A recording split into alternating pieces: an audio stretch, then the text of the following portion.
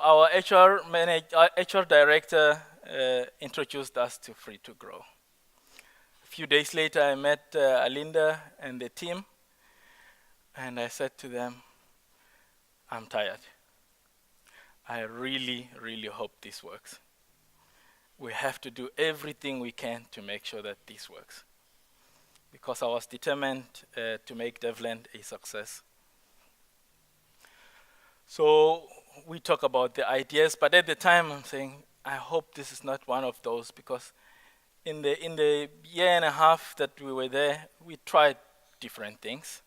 We tried to partner with some people, but the focus there was around leadership. Let's try and change the leaders, get individual coaching for some of the key leaders, and we didn't get the results. So, conversation with Alinda and the team, we start the Excite processes where we tell the employees that change is coming. They see their warehouse manager, whom they viewed very negatively. He was quite harsh, quite abrasive. They see him leave, and they see another guy come in that's more approachable. They start to believe that, okay, maybe change is coming. We start the explore interviews, and the Free to Grow facilitators go onto the shop floor and they talk to the employees about what's wrong, what's going on. I was really impressed at the openness of the employees. Remember, I sort of knew the problems, right? But when you see the employees opening up on what the bad culture is, the things that they hate, that is very challenging. That's very promising, because you know that they are also not happy with the status quo, that they want change. So when I saw that, I was quite encouraged. And then we, at the time, also encouraged the teams to elect what we called engagement champions, that were to help us to be champions of the new culture that we wanted to create. And those were voted for by the employees. And actually, it was the right individuals. So it helps to let go as management a little bit and allow the employees to choose who they see as a symbol of the culture that they want. The first session that we did was with the leadership team, the union leaders, as well as the engagement champions. The IR space at the time was very challenging. The employees were unhappy with the FAU, and they had joined the new union, Pusau. I don't know if you have it anywhere. They're not a very friendly union to deal with. But I must say that the cooperation that we got from both the union shop stewards, both from FAU side and Pusau side, was phenomenal, because they wanted change. They were tired of working in the devil's land, coming to work every day and not enjoying themselves and taking punishment. In 2014 alone, we disciplined over 100 employees. It was bad. And this is a plant with 500 employees. If you're going to discipline more than 100, it's really bad. So that's the first session that we had. And in that session, we were to design how the other sessions would go about. And I must appreciate the flexibility of Free to Grow to really accommodate a lot of the modifications that we put in together with the employees in co-creating how we wanted the sessions to go and what we thought would be effective. One of the things that we did was we chose that the sessions were to be held at Soweto Hotel. Soweto Hotel is located in Kliptown, where the much talked about Freedom Charter was written. And we decided then that we want to leverage the story of the Freedom Charter. That here, I think it was in 1952, a group of South Africans came together and said, we are not happy with the status quo. This is what we want for our country. and they put the Freedom Charter together. We said, that needs to be a place where us as Devland say we are not happy with the status quo of Devland and write our own Freedom Charter. So it was quite significant symbolically.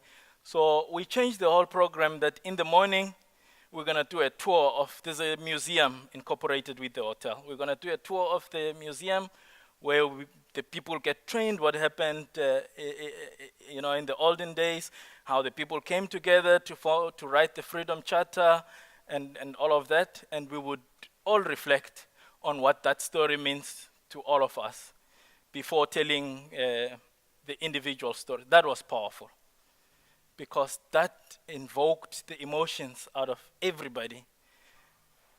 And when that happens, their heart becomes open to change. The other powerful thing, of course, was the personal stories. I enjoyed telling my story to the workforce because after I told my story, the guys realized that I'm not an alien. I'm also a human being like them. And Andre, the new warehouse operations manager, told his story.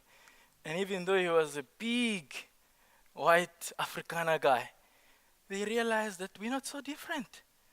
Your upbringing and my upbringing are very similar. So that really helped us connect on a personal basis with the employees. They also enjoyed sharing their stories of where they come from. And so that was a big part of the change because once the heart was opened, the whole day went smoothly. So that was the work queue journey where we took each and every team, we kept them to their operational teams. We took out each and every team 2 days at a time. 2 days at a time. We put in temps instead of that team. So it was quite a costly exercise in terms of keeping the plant running. And it was also getting close to our peak period because we did this around September, October of 2015. The advantage was we were forced to do it very quickly.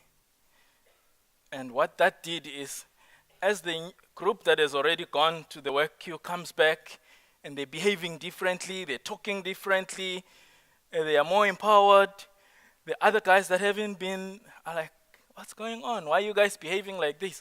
So we had to quickly use that energy, leverage that energy that was going through the plant and pull everybody through into it.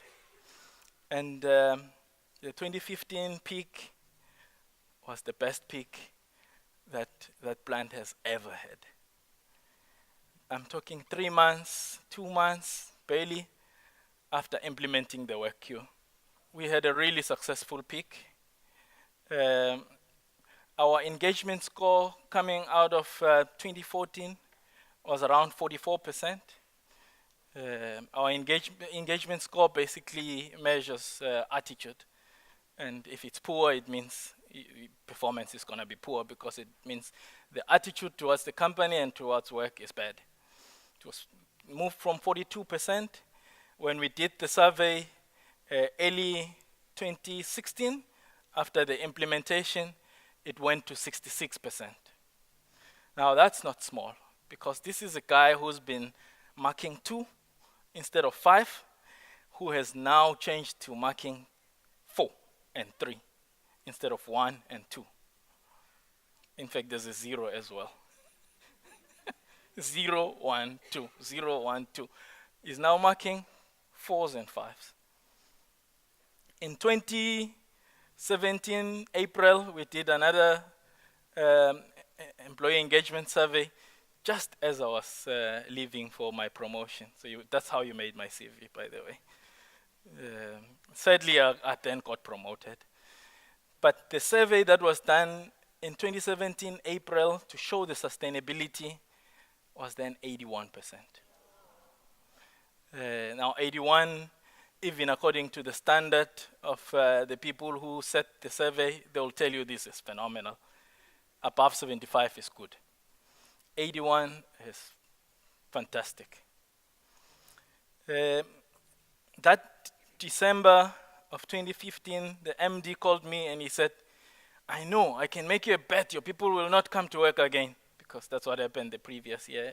Nobody came to work during the public holidays, because according to the law of South Africa, you can't force people to work on public holidays. I said, I'll take your bet. I'll take your bet. I can assure you that people will come to work.